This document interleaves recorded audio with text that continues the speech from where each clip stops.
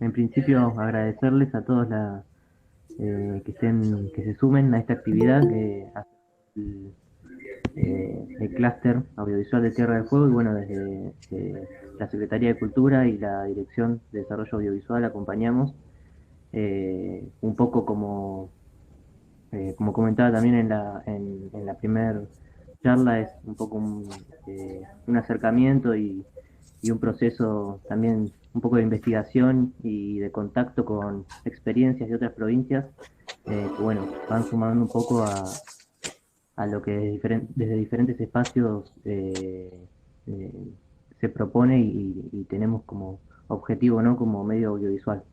Así que bueno, le doy la palabra a Pablo del clúster audiovisual de Tierra del Fuego y bueno, arrancamos. Hola, buenos días. Yo los saludo y en realidad va a dar el inicio Sebastián Ferrari y yo voy a hacer el cierre. Muchas gracias, Rodrigo, y a todos por estar acá en este espacio tan importante para toda nuestra comunidad fueguina. Bueno, buen día. ¿Cómo les va, Marisa, Mario? Bueno, Guido, Carla, bueno, Alberé, estoy mirando ahí algunos nombres, Rodrigo. Así como la primera vez teníamos los nervios de que era la primera vez, ya esto arrancó y es interesante cómo cada sector, como cada espacio, va tratando de sumar su granito de arena para sacar adelante la tan ansiada ley, ¿no? Así que desde nuestro lugar, realmente muy contentos y muy interesados en escuchar lo que nosotros consideramos que es fundamental para poder plantear esto, que es la experiencia que han tenido ustedes, el recorrido que han tenido. Porque digo, podemos tener un montón de ideas, un montón de proyectos, pero la experiencia es algo que lamentablemente cuesta a veces transmitirla, ¿no? Entonces, para nosotros era primordial escuchar el camino recorrido por todos los demás. Nada más que eso, de nuevo agradeciéndoles y esperemos tener un momento interesante para después también poder compartir con otros colegas acá de la provincia. Guido. No, eso, Seba, no, bueno, no estaba Carla, pero agradecerles a ustedes la invitación y lo mismo también, escuchar experiencias para sumar y poder hacer esta ley que beneficia a toda la comunidad. Así que gracias. Bueno, muchas gracias. Entonces ahora vamos a darle la palabra a Marisa Hassan de la Red Audiovisual de Misiones. Buenos días, compañeros, compañeras.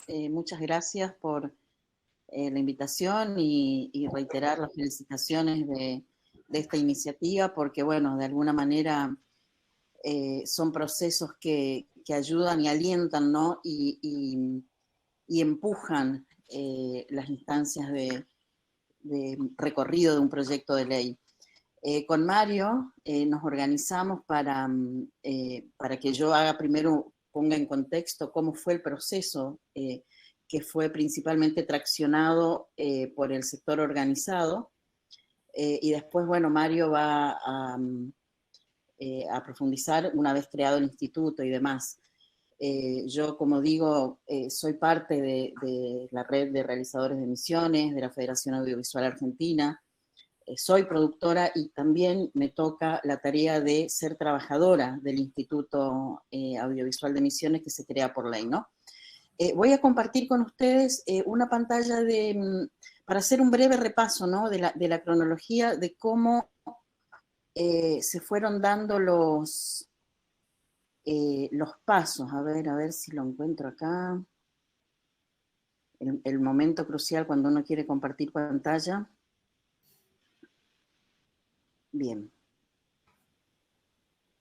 Que es más que nada para ilustrar, digamos, y voy a hacer rápidamente un recorrido, porque siempre decimos que es un proceso que como sector organizado nos llevó 10 años, pero era otro contexto, ¿no?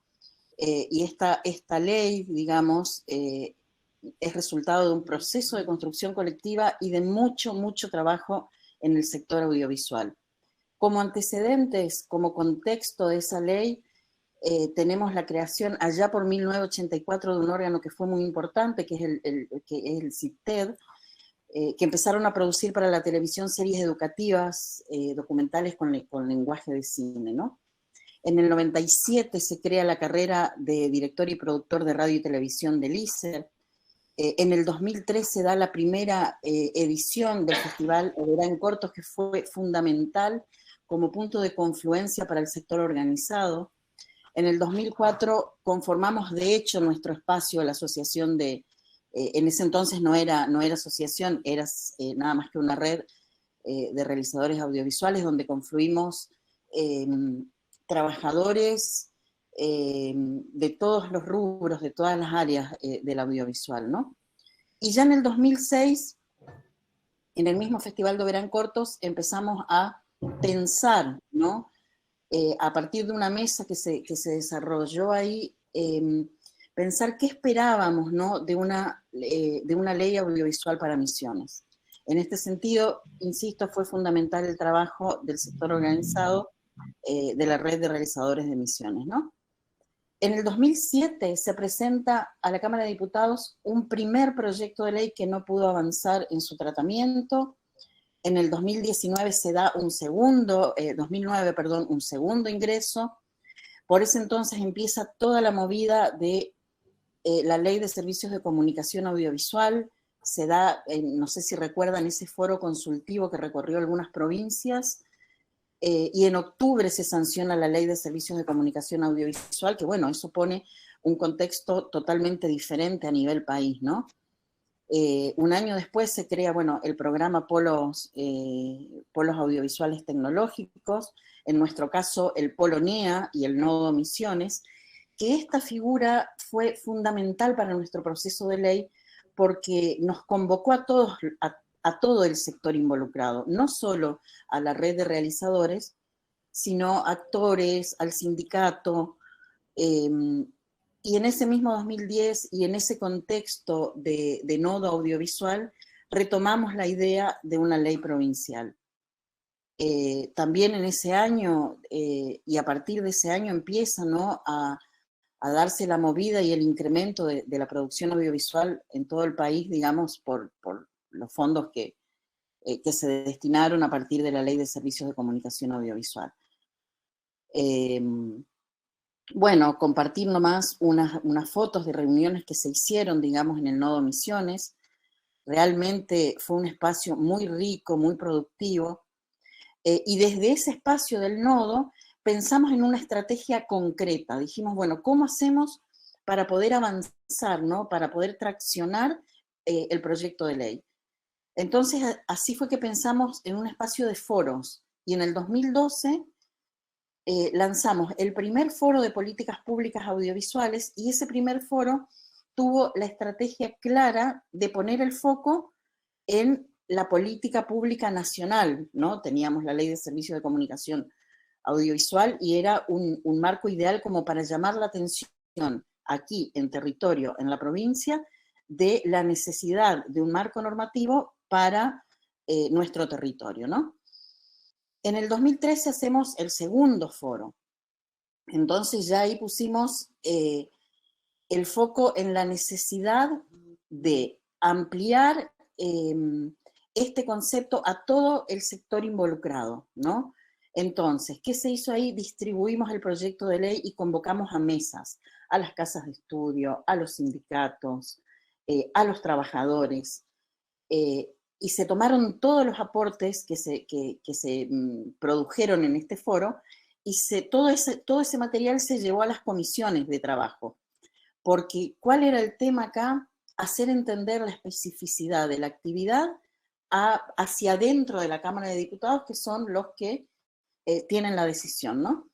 En ese entonces, bueno, estaba el compañero Marcelo Rodríguez, que era diputado, y que él venía del palo, como decimos todos, porque él era secretario de SATSAI, ¿no? Entonces, en ese sentido, nos ayudó mucho en el hacia adentro de la Cámara, explicando de qué se trataba, cómo era la actividad y demás.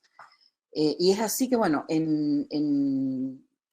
a fines de octubre del 2013 ya con todos esos aportes que se hicieron desde el segundo foro, tuvimos dictamen favorable de las comisiones por las que pasó el proyecto.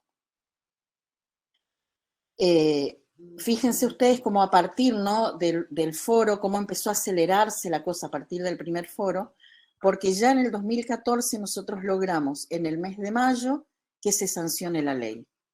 La ley se sancionó y en esa misma instancia de sanción hicimos el tercer foro.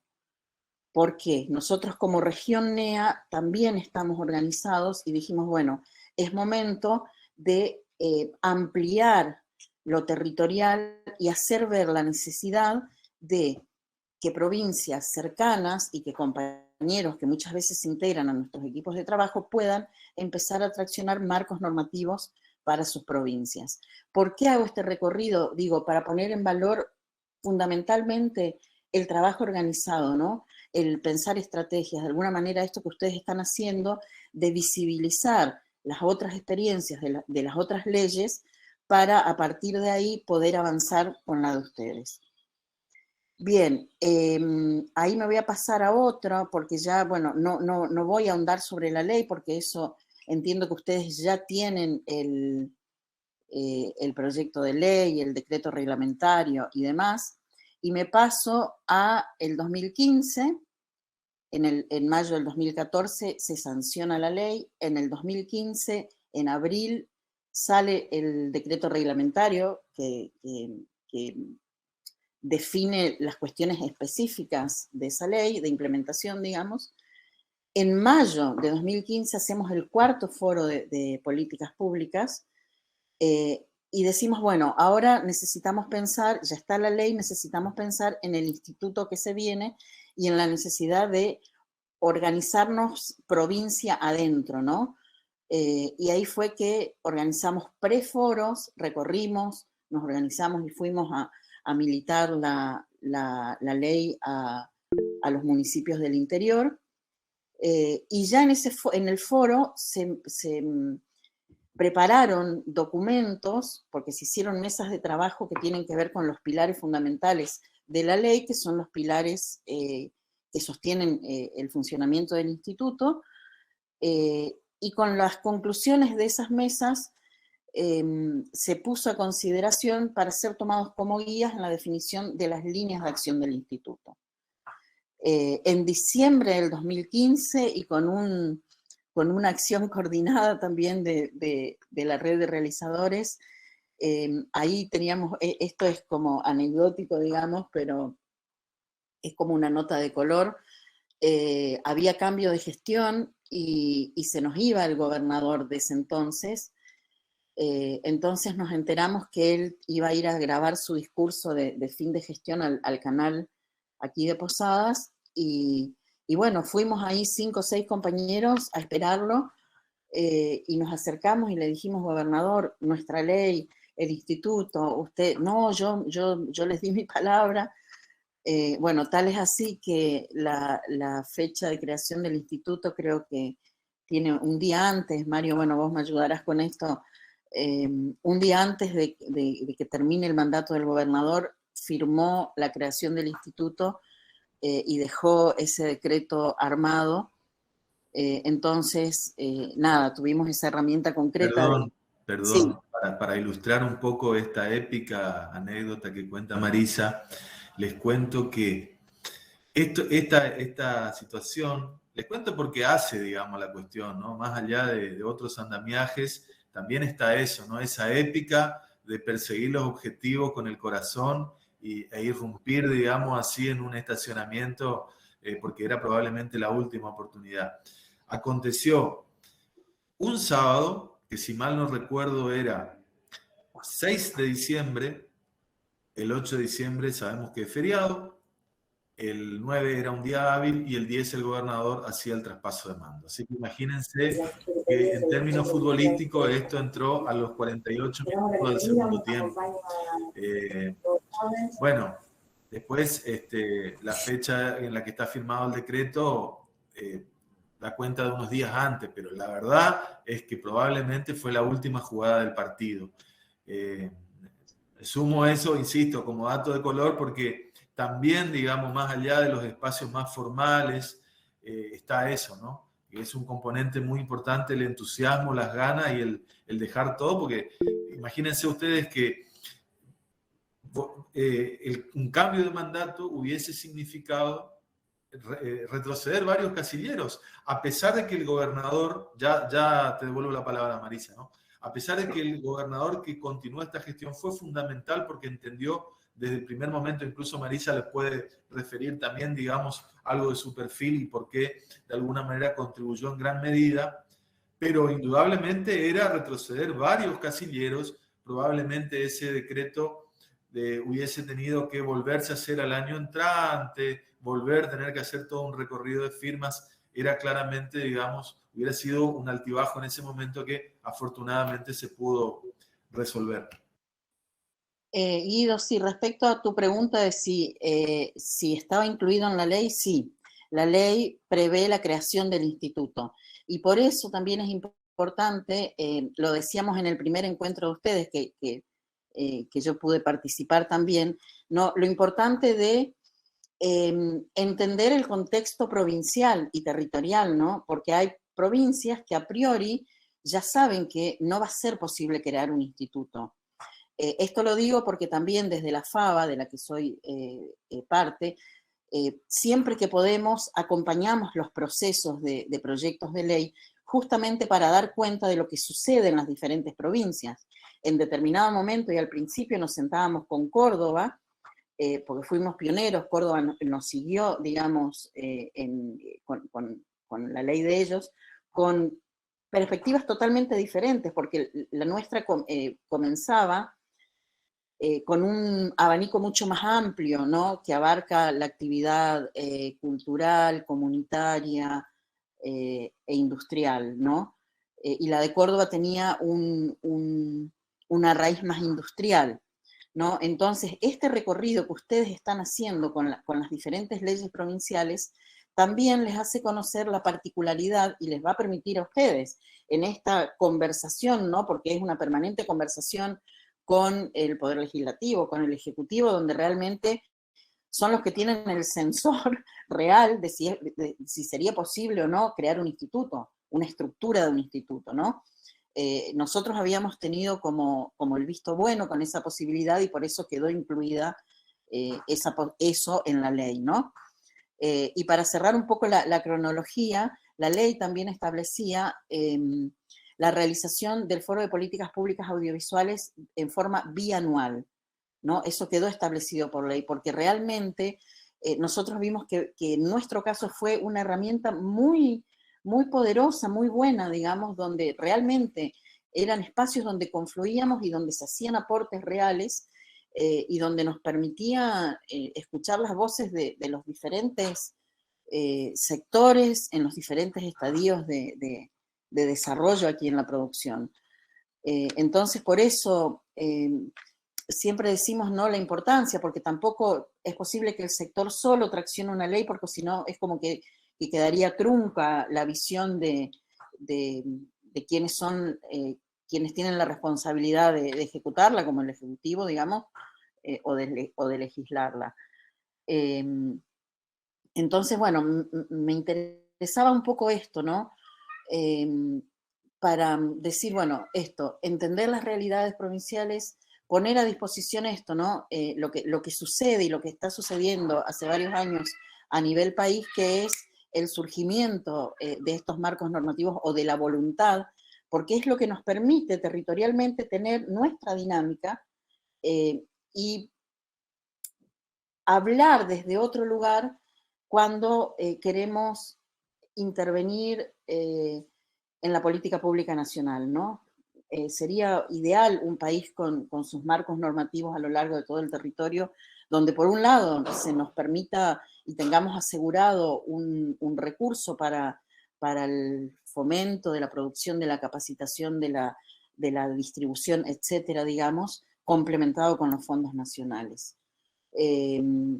Entonces, bueno, eso, me pongo a disposición, yo quise hacer este recorrido, después nos pasó, bueno, estamos ya con 6 años de un instituto creado, Mario va a dar cuenta de eso, y nosotros como sector ya en el camino, y apenas empezamos a funcionar, dijimos, esto que escribimos está como difícil de ser aplicado y demás, porque claro, uno escribe desde la pasión, desde lo que pretende, desde el conocimiento, desde la investigación y demás, pero después hay que ponerlo en práctica, y a veces las cosas, ¿no? Ya hay varias cosas que hay que trabajar sobre modificatorias y tal de la ley. Pero bueno, eso también está bueno porque es camino andado y no hay nada que no se pueda modificar, fortalecer y demás.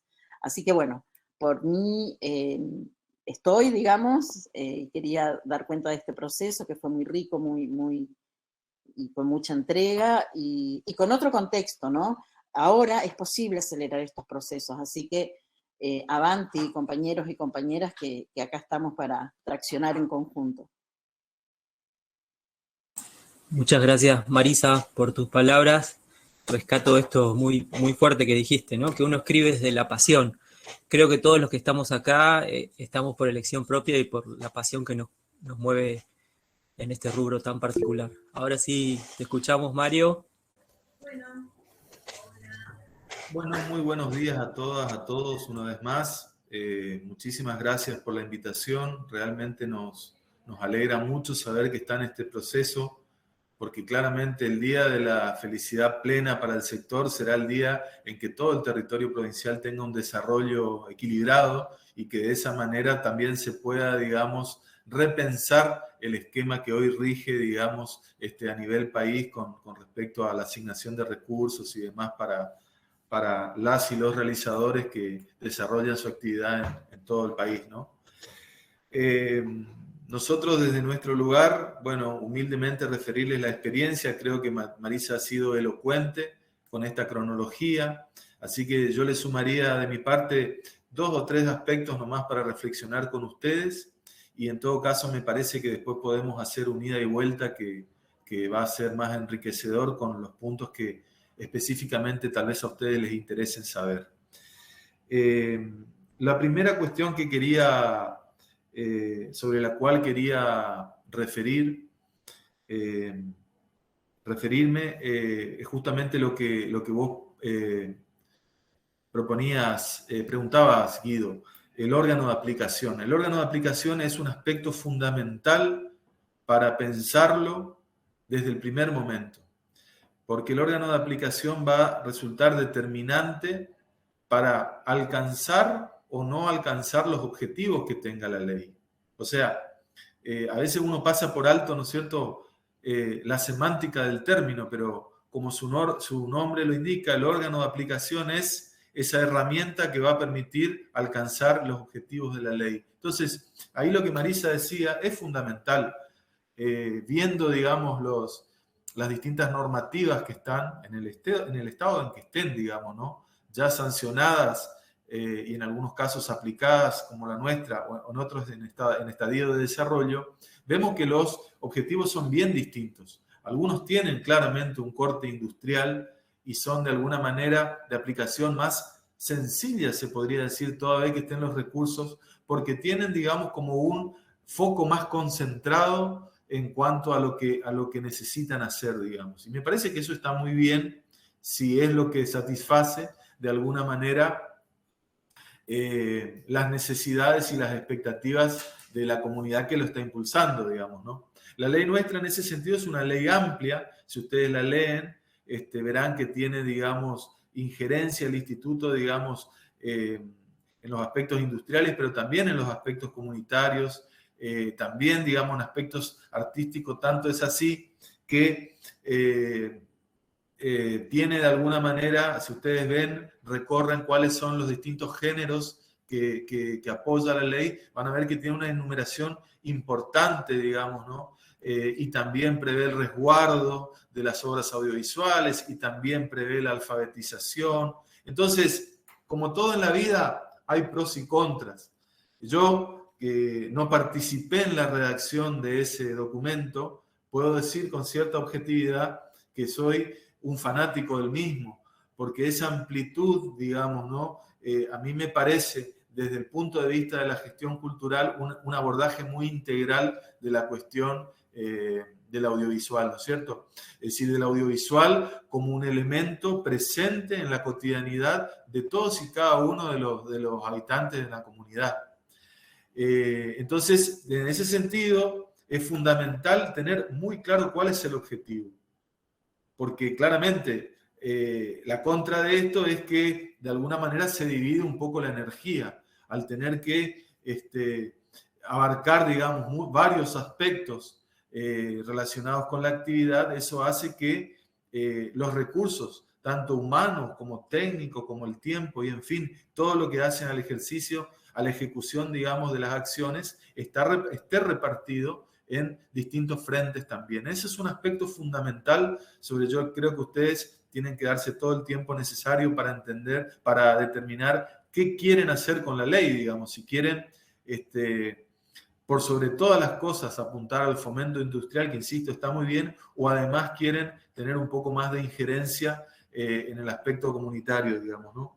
Entonces, yo creo que si hay una cuestión virtuosa que tiene la ley de emisiones es el órgano de aplicación que eligió para llevar a cabo su accionar. Nosotros podemos decir al cabo de 6 años que tenemos una estructura ágil, moderna, bastante liberada de vericuetos burocráticos que pudieran entorpecer, digamos, su accionar. Muy por el contrario, yo creo que así como hay otros aspectos también para resaltar, un gran acierto de parte de las personas que trabajaron, digamos, en esa ley, es el órgano de aplicación que eligieron. Y eso es un aspecto que hay que defenderlo mucho, porque una vez sancionada la ley, comienza otro recorrido, que ahí sí yo puedo contar un poquito más de cerca, porque sí participé, digamos, de manera un poco más protagónica en la reglamentación de la ley que supone, además, la institución de ese órgano de aplicación y del armado de un equipo técnico para ejecutar, digamos, todas estas acciones. Todo eso hay que defenderlo muchísimo. A mí me tocó acompañar hay una pregunta que está muy buena, también de Guido, que ahora voy a responder. A mí me tocó acompañar el recorrido del borrador del decreto reglamentario de la ley por los distintos estamentos que tienen que intervenir, digamos, para reglamentar una ley. Y la verdad que en todos los casos el principal desafío era poder demostrar y hacer entender, digamos, a las personas que teníamos del otro lado el sentido de esto y que estamos hablando de una actividad virtuosa en sí misma, que no tiene que ver, digamos, tan solo con un grupo de realizadores, sino que atañe a la comunidad en su conjunto, que es una actividad que puede generar, digamos, también, digamos, una cierta rentabilidad como para autoabastecerse. O sea, hablando sin tanta vuelta, que esa lamentable conceptualización que muchas veces se tiene en la cultura, como que es algo en la que solamente hay que asignar recursos y nada vuelve. Bueno, dar vuelta a eso era principalmente uno de los desafíos para defender que ese órgano se mantenga tal como estaba pensado de alguna manera en la ley y no sufriera recortes, porque hubo varios intentos, digamos, de alguna manera de recortarle facultades. No abierta y abruptamente, pero en pequeños detalles, el equipo que íbamos trabajando, íbamos viendo, bueno, pero cuando este artículo se le quita esto, ¿qué quiere decir? Que no tiene, por ejemplo, las facultades para, de manera autónoma, abrir y administrar sus propias cuentas bancarias, lo cual tiende a llevarte a depender, a la dependencia de la administración central, digamos, ¿no? Y eso es algo que, llegado el caso, es una cuestión muy importante poder defenderla. Si fuese el caso, por supuesto, como decía Marisa, de pensar, digamos, un órgano de aplicación. Con respecto a lo que vos consultás, Guido, sobre la independencia del instituto con las idas y venidas. Bueno, hay una situación en Misiones, y que es que desde la creación no solamente desde la creación, sino que desde la presentación del proyecto de ley y en todo este recorrido que Marisa contaba, sigue al frente del gobierno el mismo partido. Entonces no hemos tenido, digamos, un cambio tan abrupto. Sí, de todas maneras, es cierto que cada gobernante tiene su perfil, tiene sus prioridades, y las circunstancias también de alguna manera determinan la mayor atención o la menor atención a determinadas cuestiones, ¿no? Nosotros en ese sentido creo que hemos sido muy bendecidos, porque realmente en todos los casos nos han dado continuidad, y el proyecto en este momento, por ejemplo, donde claramente durante 2020 y 2021 las prioridades pasaron por otro lado, además sumido en una coyuntura nacional también poco favorable, claramente no estamos atravesando el mejor momento, pero eso a lo mejor desde el punto de vista del flujo financiero, porque claramente, digamos, lo de la pandemia trae sus efectos, no solamente en los sanitarios, sino en la economía de las arcas provinciales también. Pero así todo, el apoyo político sigue estando, y en ese sentido también hay un desafío con el cambio de mandatario de poder volver a tener que, es como tener que revalidar, digamos, cada vez el sentido de esto y la importancia, digamos, que tiene en todo lo que ya sabemos, ¿no? Como una herramienta para la comunidad, como una cuestión de construcción de idiosincrasia cultural, como una creación de fuentes de trabajo, en fin.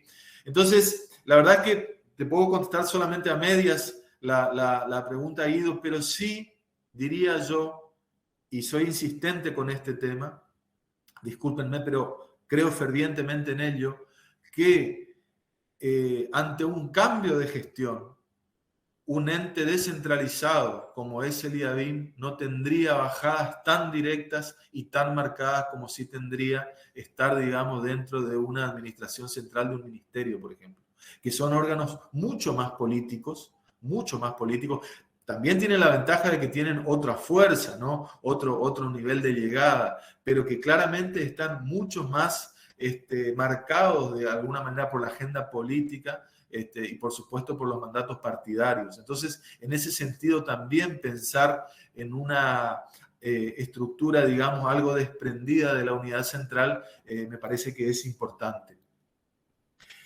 El otro aspecto sobre el que quería charlar con ustedes está naturalmente muy marcado por cómo se dio este proceso y tiene que ver con el carácter participativo. Eso, en gran medida, el instituto mantiene estos espacios, como señalaba Marisa, no solamente del foro bianual como el espacio máximo, sublime, digamos, de discusión sobre las políticas a llevar a cabo, sino también que el instituto está regido por un cuerpo colegiado que tiene 7 miembros y 4 de los cuales son representantes directos del sector. ¿Y por qué 4? Porque en su momento, cuando se trabajó la ley, el borrador de la ley, la provincia fue dividida en 4 regiones. Acá voy a sumar otro dato de color que tiene que ver con ese recorrido que yo le contaba por los distintos escritorios. Cuando yo recuerdo haber ido a la Dirección de Asuntos Jurídicos con otros compañeros y compañeras llevando, digamos, el proyecto de ley, me acuerdo patentemente hasta el día de hoy la respuesta que recibí del entonces director de Asuntos Jurídicos. Después se convirtió en un aliado fantástico para nosotros y nos ha acompañado muchísimo en este proceso. Pero ese primer día la respuesta fue: esto no va a salir nunca.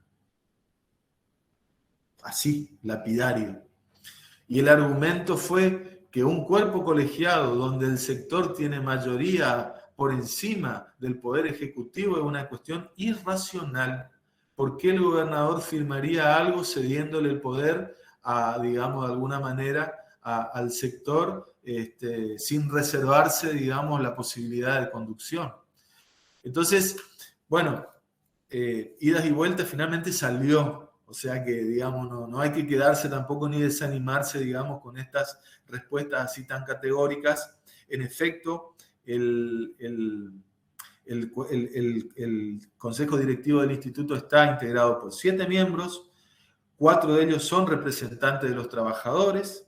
Para ello hay un registro, ustedes habrán visto seguramente en el texto de la ley, un registro de trabajadores. Y después tenés un representante del Poder Ejecutivo, en este caso yo circunstancialmente estoy ocupando ese lugar, un representante de la Universidad Nacional de Misiones.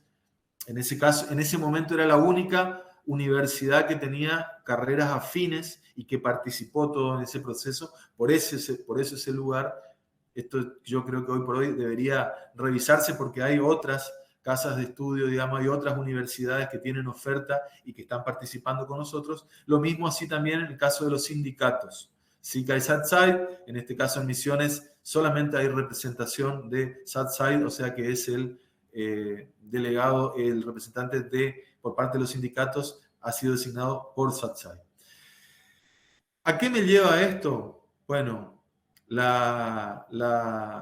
y es que es un poco también una característica de las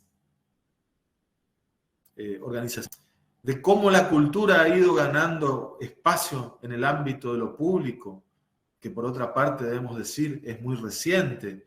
Recién la segunda mitad del siglo XX, hasta el día de hoy, estamos hablando de 70 años, es realmente muy poco, salvo algunos antecedentes con anterioridad, es poco el tiempo, digamos, que las actividades vinculadas a la cultura han logrado instalarse, digamos, como tal, en el espacio de lo público, con una característica muy disruptiva, además. ¿Por qué? Por estos aspectos tan participativos. Yo creo que todos apuntamos a eso. Yo creo que todos pensamos que el consenso por sobre todas las cosas y el trabajo con el sector es el que le da fuerza y le permite, porque esto lo tenemos que decir con claridad, a una actividad que tal vez no está siempre entre las prioridades. El tener el contacto con las bases es la mayor garantía de que esto pueda ser sostenido en el tiempo. Me enredé un poco con el concepto, así que lo voy a repetir. Digo que, con esto que yo decía, ¿no?, la reciente incorporación de las actividades vinculadas a la cultura dentro del espacio público, en algo que a lo mejor no es tan sensible para un gobernante, como la educación, como la salud, como la seguridad, muchas veces sabemos de los avances y retrocesos que hay en materia de quitarle espacio, quitarle recursos. Después, bueno, vienen tiempos mejores y se pueden recuperar. Entonces, me parece que la mejor garantía para que esto pueda ser sostenido en el tiempo es un trabajo de permanente comunicación con el sector privado, que en ese encuentro está la garantía de poder ir para adelante. Lo que tenemos que decir también, antes de cerrar este punto, es que eso no es un aspecto sencillo de llevar a cabo. Es decir, si nosotros le dijésemos que todo funciona a la perfección con esta representatividad, estaríamos faltando a la verdad. Es un ejercicio que hay que madurarlo mucho, digamos, el de esa gobernanza, podríamos decir, digamos, en el cual el sector privado participa de las decisiones. Entonces, también es una recomendación que yo desde mi lugar les hago, hay que pensarlo bien, porque si bien yo soy un defensor, digamos, de lo participativo, también en el día a día tropezamos con que muchas veces desde lo privado se desconoce un poco algunos mecanismos y que hay que ser muy prudente en establecer bien claro cuáles son los espacios de participación, cuáles son los niveles de decisión, porque si no, digamos, nos caemos en un esquema casi asambleático, digamos, que lo que genera es el efecto totalmente contrario del que uno buscaba, y que es una burocratización impresionante y una ralentización en la toma de decisiones. Entonces, en ese sentido también yo creo que algo que nosotros tenemos que decir en virtud de la experiencia es que hay que ser muy prudente y dejar muy en claro eso, ¿no? Cuáles son los espacios de participación y cuáles son los niveles de decisión que tiene el propio sector, y por eso lo mejor es fortalecer y esclarecer bien, digamos, el sistema de representatividad. Bueno, y después lo último, último aspecto, el número 3, tiene que ver con los recursos. Contar, digamos, con estas herramientas no necesariamente garantiza, digamos, la ejecución, digamos, directa, porque por sobre todas las cosas hay que tener mecanismos que garanticen, digamos, un flujo permanente y constante que permitan llevar a cabo acciones. Creo que el mejor ejemplo de lo que está sucediendo ahora es la cuestión nacional. Es decir, nosotros somos un ente autárquico, por ejemplo, y en mucha medida ejercemos esa autarquía, tenemos procedimientos muy ágiles y, como consultaba Guido, a veces bastante incluso al margen, digamos, de avatares un poco más políticos, pero lo que no tenemos es independencia en cuanto a los recursos. Es decir, lo que Rentas Generales de la provincia nos asigna anualmente, en primer lugar, y en segundo lugar, y lo que luego transfiere de manera efectiva de eso, es lo que tenemos para administrar. En ese sentido, nosotros sabemos perfectamente qué es lo que sucedería con el INCA si no se prorrogan las asignaciones específicas. Lo sabemos perfectamente porque lo vivimos en carne propia a diario. Entonces, un aspecto muy importante, pero por supuesto que son conquistas que también hay que ir dándolas paso a paso, ¿no? Es pensar también de qué manera se van a asignar los recursos para realmente tener, digamos, una seguridad en la disponibilidad que permita planificar hacia adelante. Si no, sucede que en algunos momentos uno está un poco librado, digamos, a las voluntades o a las coyunturas, y eso también lamentablemente es una característica de esta novel convivencia de los espacios relacionados con la cultura en el ámbito de lo público. En época de bonanza, vamos para adelante, te doy todo porque esto nos involucra a todos, todo bien. Pero cuando las cosas se complican un poquito, donde muchas veces primero se empieza a recortar, digamos, es en el ámbito de la cultura, porque todavía persiste una cuestión conceptual de que esto vendría a decirse como un ornamento, como algo que si está, buenísimo, pero si no está, no pasa nada o no es tan grave, digamos, ¿no? Eso es un desafío que todos los trabajadores de la cultura todavía tenemos que seguir militando mucho para revertir esto y poner, digamos, de alguna manera en la agenda de los gobernantes la centralidad que tiene la cultura hoy por hoy, no solamente como actividad económica, sino también, digamos, como un elemento que fluye en las comunidades mismas y que muchas veces perfectamente sirven para cohesionar, bueno, no me quiero extender en algo que ustedes ya conocen perfectamente bien. La cuestión del órgano de aplicación, para pasar en limpio, es fundamental pensarlo muy bien en función de los objetivos que vayan a establecer ustedes para lograr esto que están buscando. Segundo, el carácter participativo es muy bueno, pero hay que ser prudente, digamos, al momento de establecer esos mecanismos. Tercero, el tema de los recursos es una discusión que sigue abierta. Incluso viendo otras experiencias que a lo mejor no tienen un accionar tan amplio, pudieron determinar con mayor precisión. Por eso digo, todo nos remite al concepto primero de lo que se quiere lograr con esta ley, y a partir de ello pensar bien cómo lo van a aplicar, por eso ese órgano, y cómo se van a hacer de esos recursos, un aspecto fundamental para poder, digamos, de alguna manera planificar a mediano plazo, digamos, ¿no? Y no estar de alguna manera supeditado a el mejor o peor clima que pueda estar dándose en ese momento. En cualquiera de los casos, a mí me resta nomás decir bueno, que cuenten con nosotros en lo que humildemente podamos aportar a partir de nuestra experiencia y que métanle para adelante porque es buenísimo lo que están haciendo y además porque es un anhelo que todo el país, digamos, de alguna manera tenga ese equilibrio, porque recién entonces, desde mi punto de vista, vamos a poder pensar realmente una política federal en torno al audiovisual y a la cinematografía. Así que bueno, gracias, espero que sirva y si les parece, abrimos un diálogo de ida y vuelta. Sí, Mario, así es. Muchas gracias. Ahora abrimos ese espacio. Carla, te sí, damos la palabra. vamos a dar lugar a las preguntas. Ya creo que había una. A ver si alguien la puede ver.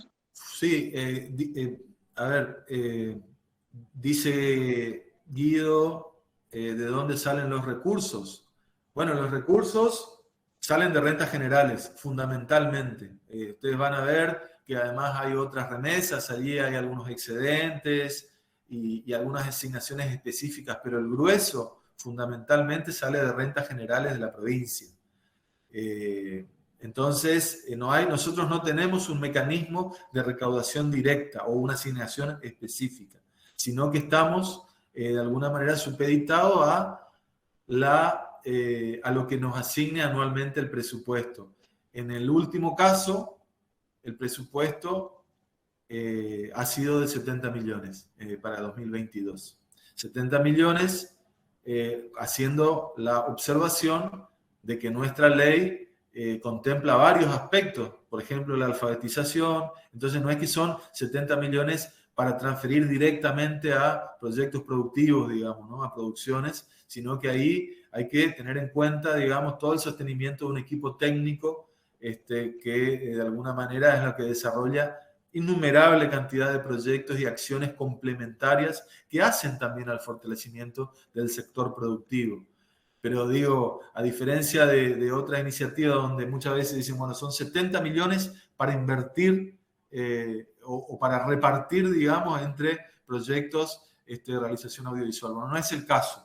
Acá, es decir, hay que tener en cuenta que hay un órgano de aplicación que hay que mantenerlo y que además el mandato que tiene ese órgano de aplicación es llevar a cabo distintas acciones más allá de solamente la actividad industrial. Muchas gracias, Mario. Antes de continuar, quería, Marisa, vos me habías dicho que tenías que dar una clase, de pronto tendrías que salir un poquito antes.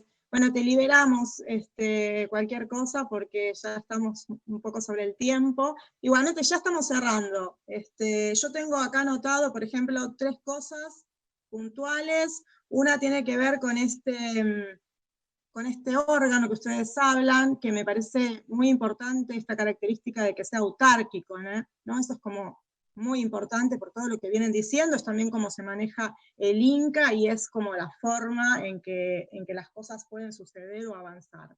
Eso me parece muy interesante. En comparación con lo que hablamos con los chicos de Río Negro, en la charla pasada, ellos crearon un consejo asesor, una cosa como más chica, su ley, la diferencia un poco es que la ley consta de 2 páginas donde arman un órgano asesor y se le da como autoridad a ese órgano asesor para que tome todas las decisiones, ¿no? En un movimiento, digamos, como para generar una ley y poder hacer un proceso un poco más rápido. En comparación, la de ustedes es muy completa, sinceramente me sorprendió el hecho de que no se olvidaron de nada, no han dejado nada fuera, contemplan todo, desde esto de hacer un registro de personas, todo el tema de la distribución, ¿sí? El tema de tener un archivo, y eso también les quería puntualizar ahí, que nos cuenten rapidito cómo generaron el archivo, y cómo está funcionando, si eso está en marcha, porque también es un desafío, ¿no? generar un espacio donde se pueda ir resguardando todo el material que se va produciendo de alguna manera, ¿no? Sí, si me permitís, Paula, antes de salirnos del tema anterior, respondo la pregunta de Silvana que está en el chat, bien, que dice sí. Si ese monto se utiliza para pagar los gastos del funcionamiento del instituto. No, o mejor dicho, parcialmente. El instituto tiene gastos, digamos, de alguna manera de funcionamiento que debe rondar más o menos entre los 30 millones de pesos anuales. 30, 35, digamos, ¿no? Entonces, hay un remanente que sí es para transferencias directas, digamos, ¿no? A proyectos productivos, ¿no? Es decir, de hecho nosotros tenemos, esto ya es entrar en aspectos muy técnicos, digamos, ¿no? El presupuesto dividido en dos, o sea, manejamos dos presupuestos. Un presupuesto de funcionamiento, donde están, digamos, todos los servicios, salarios y demás, y por otra parte tenemos el presupuesto operativo, que es, digamos, de alguna manera el que se utiliza para otorgar subsidios y cosas de esa naturaleza.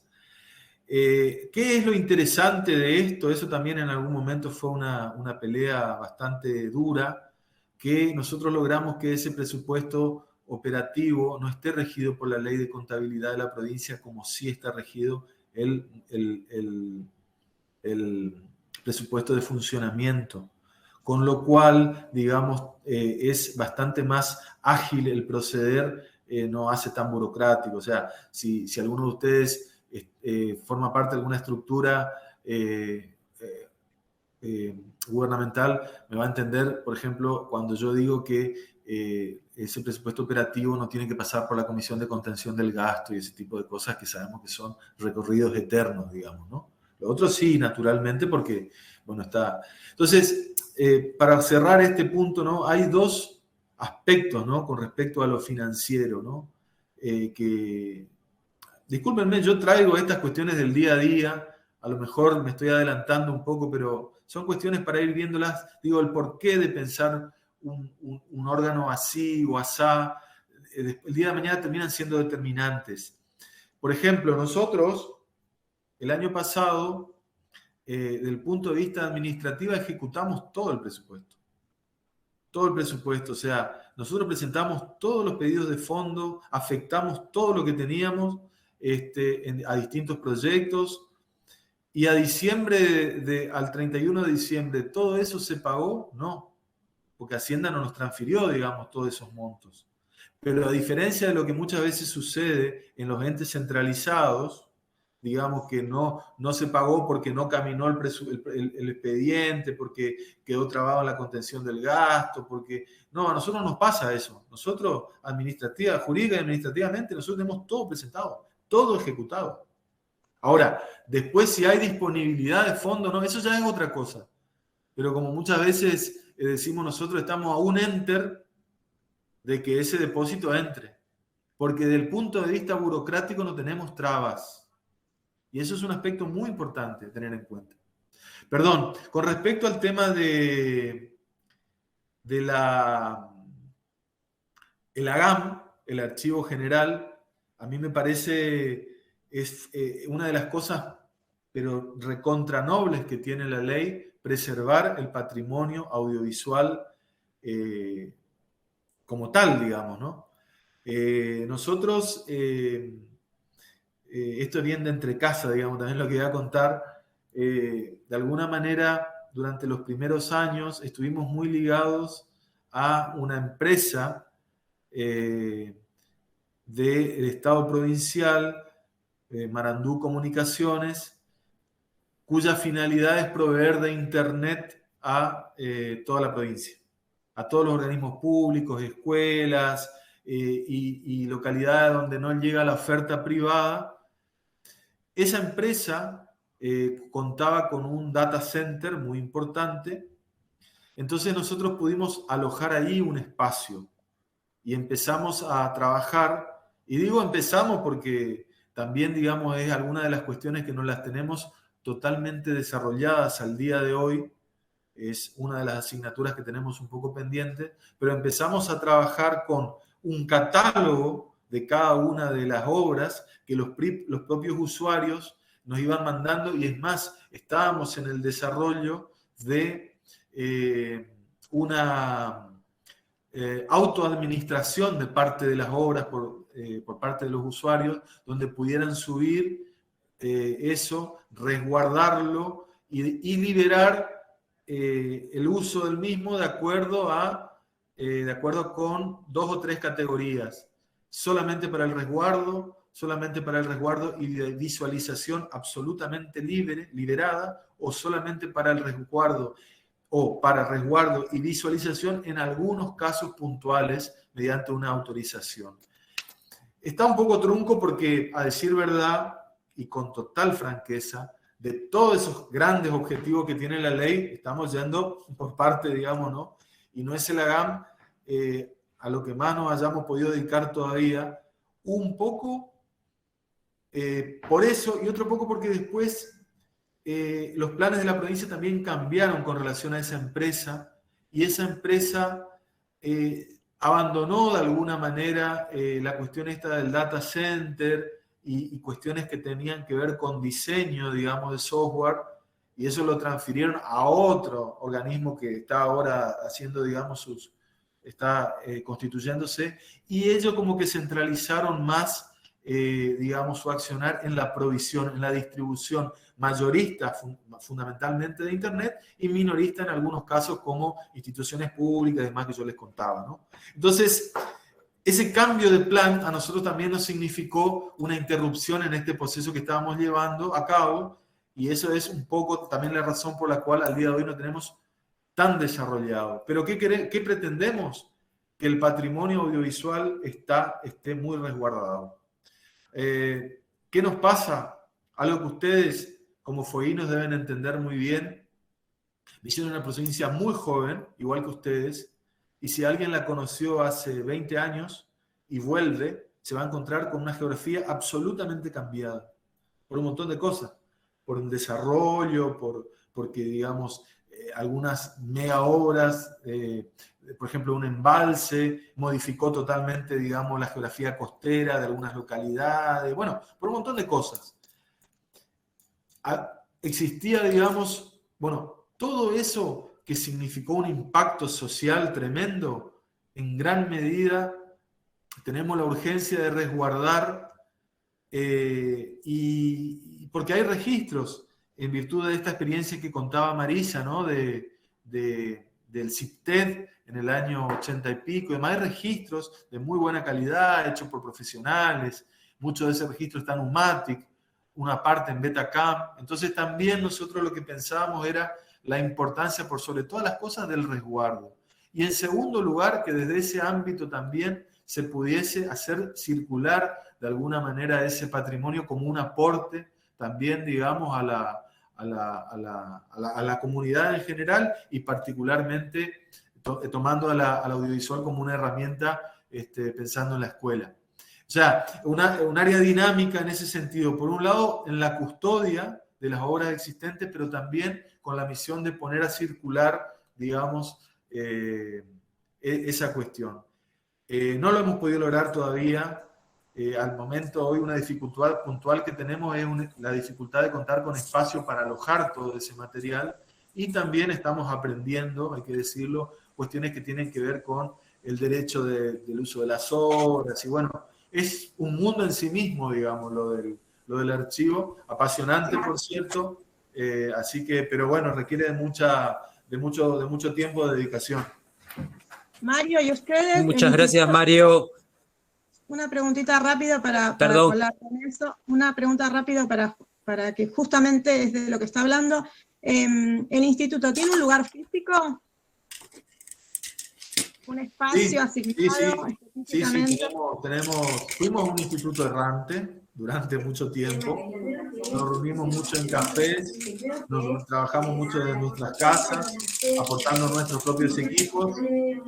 Pero eso hizo que cuando llegó la pandemia, nosotros no nos hayamos visto alterados en absoluto para seguir funcionando, digamos, ¿no? Entonces, también una manera de encontrarle algo positivo, digamos, a esa situación extraña que atravesamos durante algún tiempo. Hoy día sí, afortunadamente tenemos un espacio, tenemos oficinas en un edificio donde hay varias dependencias del Estado provincial. No es menor el espacio que tenemos, hay que tener en cuenta que aquí estamos más o menos 30 personas a diario, así que sí. Pero yo diría que también eso está un poco en discusión, ¿no? Después de lo del 2020 y 2021, acerca de hasta qué punto es tan determinante la cuestión del espacio. Hay que tenerlo, pero digo, hoy día uno piensa también en otros esquemas, ¿no? De mayor itinerancia, de no necesariamente el esquema rígido, digamos, de estar a diario y demás. Por supuesto que el compartir te enriquece. Nosotros perdimos mucha fuerza como equipo. Lo que sucede es determinante. Cuando nosotros éramos un instituto errante, adquirimos esa virtud. Después nos dieron un lugarcito muy pequeñito donde estábamos todos en torno a una misma mesa. 20. Entonces era como caótico trabajar así, pero eso también nos permitió, digamos, que el trabajo entre las distintas áreas esté muy vinculado, porque todo el mundo estaba al corriente de todo lo que todo el mundo estaba haciendo. Entonces, más allá, digamos, de esa incomodidad, también permitió, digamos, poder estar compartiendo y fortalecer, digamos, los vínculos y las acciones entre sí, porque se generaron muchas articulaciones de ese entonces. Bien, muchas gracias. Muchas gracias, Mario. Qué importante eso que decís, de fortalecer los vínculos y las acciones. Nos gustaría, para ir cerrando, darle la palabra a Nicolás. Nico, ¿estás por ahí? Que tenés la mano levantada hace rato. Buenas, ¿cómo andan? Bueno, primero decir que celebro que hay este tipo de espacio, así que Pablo, Carla, Seba, que organizaron esto, la verdad que es súper interesante porque me parece que ayuda a la construcción, digamos, de un sector bastante potente, digamos, en Tierra del Fuego, que creo que hay camino por recorrer y del bueno, digamos.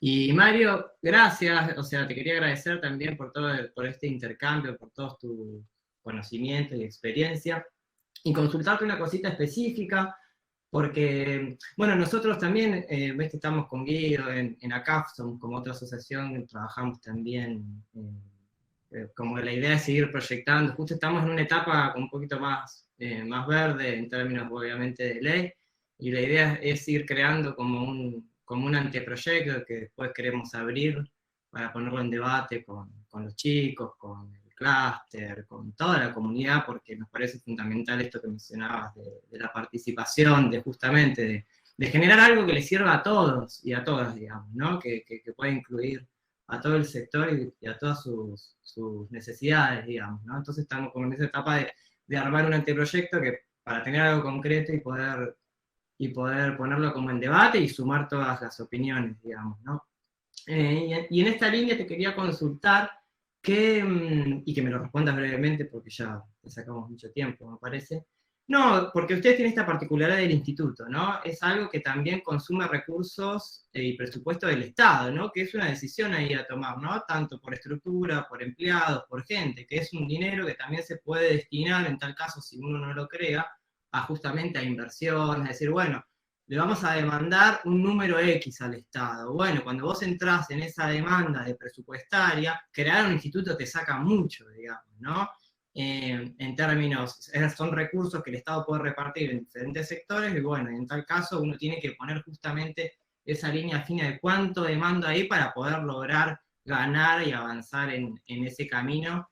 Y en tal caso, bueno, ¿qué experiencia tienen? Si ese presupuesto asignado al instituto, hoy con este camino recorrido, piensan que es realmente como necesario, o dicen, no, guarda ahí, que capaz que en vez de crear un instituto pueden crear algo menor, y esa plata destinarla directamente a que se invierta en el sector privado, digamos, que se invierta en el sector audiovisual, y no en armar una estructura, digamos. Entiendo los beneficios son clarísimos de tener un instituto, es algo súper interesante, pero cuando el presupuesto es acotado, bueno, ahí entra como la línea fina, ¿no? Decir, bueno, ¿vamos por la línea del instituto o vamos por una línea de algo más chico para que ese dinero pueda ser como trasladado directamente al sector y no en la creación de una estructura? No sé si se entiende la pregunta.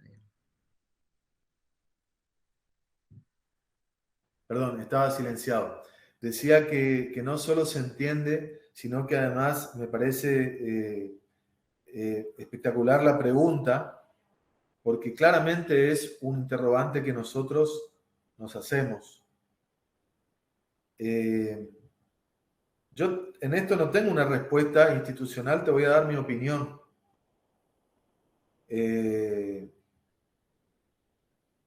Y vuelvo un poco al inicio de la charla, ¿no? Hay que pensar muy bien qué quieren hacer. Y en función de qué quieren hacer, seguramente será más oportuno pensar en una estructura o no, o carecer de ella y destinar la totalidad de los recursos al sector productivo. No es una decisión fácil de tomar, es determinante y hasta incluso se podría decir que hay cuestiones ideológicas en el medio de esto también, digamos, ¿no? ¿Qué tanto avanza el Estado y qué tanto no? Yo lo que te puedo decir es,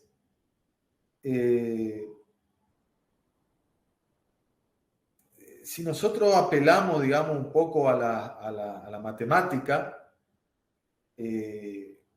nosotros que estamos atravesando, como yo les decía hoy, con total franqueza, un año no tan bueno, justamente, decir de 70 millones, 30 se me van en el funcionamiento, me parece un poco desequilibrado. Y yo muchas veces, ese es el argumento que uso justamente cuando tengo que ir a implorarle, digamos, al ministro de Hacienda que nos refuerce un poco y demás, ¿no? Pero también siempre digo que el problema no es si nos alejamos un poquito del problema. En realidad el problema no es tanto esos 30 millones. El problema es lo que falta. Nosotros con esa estructura tenemos la capacidad de ejecutar 200 millones de pesos. Nos está quedando un poco grande la estructura, pero yo en realidad me gusta más decir, nos está quedando chico los recursos que nos están dando para administrar. Me parece que el problema está más ahí, porque entonces lo que tenemos que tratar de hacer es nivelar para arriba, digamos, no para abajo. No obstante, hay que también no perder de vista la coyuntura, ¿no? Nosotros tuvimos la suerte de que este proyecto salga en un momento de expansión en cuanto a políticas culturales. Estamos hablando de 2014 más o menos, sin entrar en discusiones partidarias. Es un dato objetivo que fueron años donde las industrias culturales crecieron mucho y que los recursos que inyectó el Estado a tal fin fueron muchos. Hoy por hoy estamos en un esquema distinto, muy distinto, hackeado de alguna manera por la recesión que trajo la pandemia, la obligación, digamos, de alguna manera de cumplir, digamos, con los organismos internacionales. Entonces, ahí, por sobre todas las cosas, a uno también le nace un sentido de supervivencia, digamos, ¿no? Un instinto de supervivencia, o dicho en términos más elegantes, un accionar pragmático en el que uno va a decir, si yo hoy día le llevaba al gobierno de la provincia una estructura con tantas altas de agentes y demás, no sé si iba a prosperar. Entonces en eso uno también tiene que tener los pies sobre la tierra, ¿no? Yo lo que, para mí, por sobre todas las cosas, lo que digo es dos aspectos. Primero, si vos creás una estructura grande, después ya no podés volver para atrás. O sea, si hoy yo me entrevisto con el ministro de Hacienda y el ministro me dice, vas a tener 30 y nada más que 30, lo más probable es que ese 30 vaya a sostener el funcionamiento de una estructura que ya está. Y ahí se pierde totalmente el sentido, digamos, de lo otro, ¿no? Entonces, yo digo, ¿está bueno pensar en una estructura? Insisto, esta es una opinión. Para mí sí, está bueno. Ahora, lo que habría que ver es, en todo caso, con los pies sobre la tierra, sabiendo más o menos de cuántos recursos estamos hablando, a ver hasta dónde me conviene afectar, porque si yo me agrando mucho, después no puedo volver atrás. Entonces, y el otro aspecto es la posibilidad de expansión. Yo estoy asesorando a un organismo hermano nuestro, que es el IPTI, el Instituto Provincial de Teatro Independiente, que tiene una estructura muy parecida a la nuestra, una ley muy parecida a la nuestra que salió año y medio después y ya le tocó totalmente otro escenario. Le tocó totalmente otro escenario, entonces ellos ahora, le está pasando lo que yo te decía, ¿no? No tienen la posibilidad de crear toda una estructura porque la ley salió 2 años después, el decreto reglamentario 2 años después. Conclusión, cuando tienen que hacer la alta de los agentes están en un escenario complejo.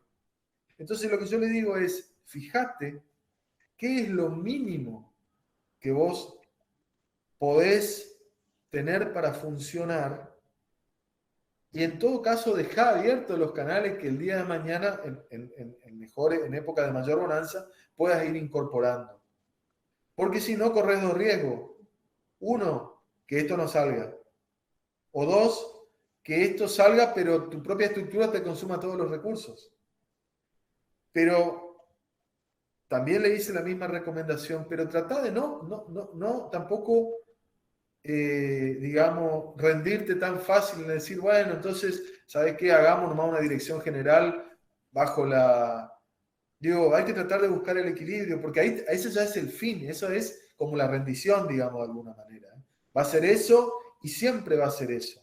En todo caso, yo digo, me parece que está bueno tratar de aspirar a tener cierta autonomía, a que esa estructura pueda crecer, pero teniendo los pies sobre la tierra y no embarcándose ahora en algo que, insisto, va a consumir todos los recursos que probablemente se dispongan en este momento. Para finalizar, vuelvo al principio. De acuerdo al espíritu de la ley que vayan a trabajar, a lo mejor todo esto no tiene sentido. Desde nuestro lugar, con un Estado muy presente en las comunidades aborígenes, en las localidades donde no hay salas de cine, con todo ese trabajo de carácter comunitario, la respuesta es sí, es muy importante tener un instituto. Hay otras leyes de otros colegas, digamos, de otros lugares, que van directamente a la producción, a lo sumo harán un festival como para comercializar, como para tener un espacio de confluencia, y eso es todo. Entonces ahí, claramente, tamaño de estructura no tiene sentido. Va a depender de lo que ustedes quieran hacer y de lo que de alguna manera exprese la ley. Es lo que te puedo decir desde mi lugar, Nico. Esto es una opinión más que nada. Gracias, Mario. Sí, no, está claro, está clarísimo y el enfoque se reentendió. Así que, bueno, gracias ahí por esa devolución. Sí, bueno. Sí. No sé si querés hacer algún aporte más, yo iba a cerrar, o si querés hacer el cierre vos, Carla. No, cerramos, pero quería agregar en cuanto a esa última pregunta que, bueno, por lo que venía diciendo Mario, si bien tiene sus pros y sus contras, parece que lo positivo es lo que más se puede rescatar, ya que teniendo un instituto totalmente independiente, va a buscar y traccionar en todo momento lo que el sector precisa, y dependiendo de una secretaría, por ejemplo de Cultura o de cualquier otra área, siempre, como dijo Mario, va a estar un poco en el equilibrio, digamos, de quién está armando, del partido político que llegue, de las necesidades prioritarias. Entonces, por un lado es importante de que haya un lugar fijo, ¿no?, que se dedique exclusivamente al sector y que lo esté funcionando todo el tiempo. Entonces, tiene sus pros y sus contras, y obviamente hay que analizarlo en nuestra situación particular, eso desde ya. Muchísimas gracias, Mario. Si me permiten agregar una cosa más, y después córtenme, porque a mí esto me apasiona y nos puedo tener hasta las 20. Yo soy un apasionado, soy un bicho raro dentro de la actividad, porque me gusta estos aspectos de carácter jurídico, administrativos, y bueno, nada. Que son complejos. Haciendo delito. No, pero les quiero una anécdota que está bueno tenerla en cuenta. Cuando nosotros, tras mucho golpear puertas y demás, conseguimos el ok para la estructura, incorporar agentes y demás, ¿qué pensamos? Lo primero, buenísimo, vamos a tener un área de fomento, un área de capacitación, un área de... Vamos a tener el archivo y creamos un organigrama bellísimo en ese sentido. ¿Qué no tenía organigrama? ¿Qué no tenía ese organigrama? No tenía contemplado lo que establece la ley de contabilidad para organismos autárquicos. O sea, teníamos una administración, como nosotros nos imaginamos, como tienen los entes centralizados, diferente a ciertas exigencias que por lo menos en nuestro caso la ley de contabilidad establece para que un organismo tenga la autonomía de administrar su propio presupuesto. Hay como exigencias, así muy clave, ¿no? Por ejemplo, no podés tener en el mismo área el área de patrimonio y el área de tesorería, tiene que ser dependencias distintas, o sea, una serie de cuestiones muy técnicas que nosotros las pasamos por alto. Entonces, después cuando nos llegó el momento de decir, bueno, acá tienen su presupuesto, mucho o poco, no importa. Es decir, resulta, bueno, pues ustedes no pueden ejecutar con esa estructura que tienen. Ustedes necesitan una dirección de administración cuyo titular tiene que tener este tipo de formación porque es una exigencia, necesitan un área de asuntos jurídicos porque, digamos, si no, no van a poder ejercer la autarquía. Bueno, capaz, y esto si me escuchan los colegas me matan, pero para pensar una estructura hay que prestarle más atención primero a esos aspectos, casi que a lo otro, casi que a lo del fomento y demás. Porque además, la gente, digamos, que puede estar, por ejemplo, en el caso de Marisa, nosotros tenemos, bueno, la fortuna de tener una persona recontra experimentada. Pero Marisa tiene sus cosas también, digamos, ¿no? Es decir, algún día tal vez Marisa nos diga, bueno, gente, yo ahora me voy a abocar a mis proyectos, sería un derecho, es lógico, ella es una productora con trayectoria, no paran de generar cosas, entonces ha sido muy generoso desde acá, lo pongo como ejemplo, digo, pero, o sea, lo que quiero decir es, para no personalizar, es que las personas que pueden estar en los distintos frentes, es probable que también estén un tiempo y otro tiempo no, porque son compañeros y compañeras de la actividad que también, digamos, de alguna manera pueden, que eso puede variar, digamos. Entonces, desde el punto de vista esencial, ese es el sentido de lo que vamos a hacer ahora desde el funcionamiento.